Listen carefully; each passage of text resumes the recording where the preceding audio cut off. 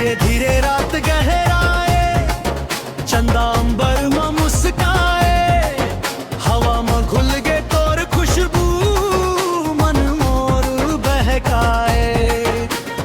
कहूँ नहीं पावत हम कैसे, का जादू कर दे से, दिल के हर धड़कन अब सिर्फ तोला ही गुनगुनार मोर।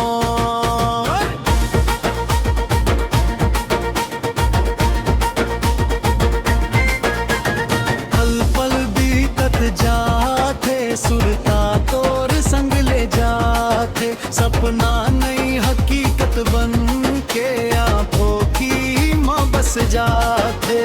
छोट छोट बात में घर वालों मुस्कान फूट पड़ते, और हंसी सुन के जिंदगी अपन रंग दिखाते माँ।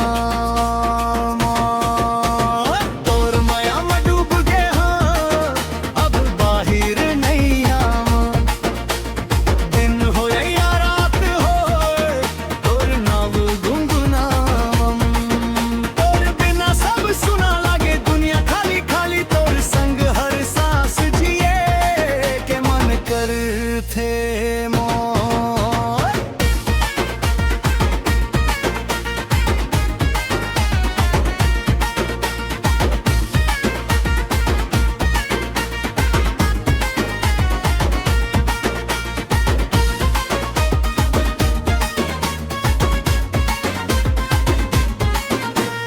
बूंद बूंद बरसत पानी, भिंज देहिया संग, तोर हाथ धरे रही थम थम जाते हर रंग। कसम से ये पलला कहीं खोना नहीं चाहा, तोर आँखी में अपन जिंदगी पूरा देखता वो मोर। बात करे धीरे धीरे सुर में मिठास झरे, तोर हर एक बोली माँ मन मोर फिसलत परे।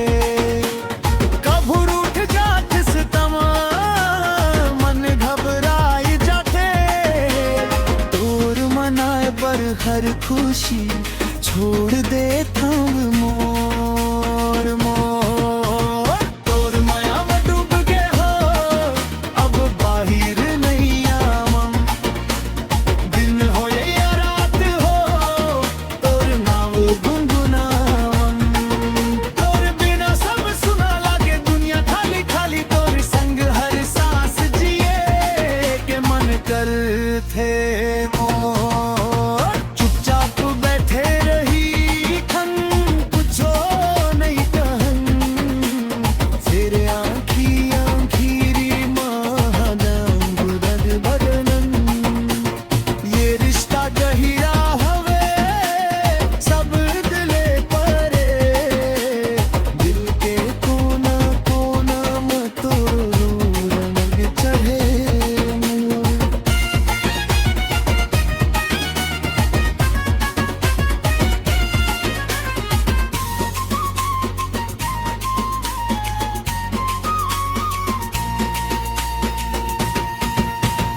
जब तक ये सांस चली, तब तक संग रही,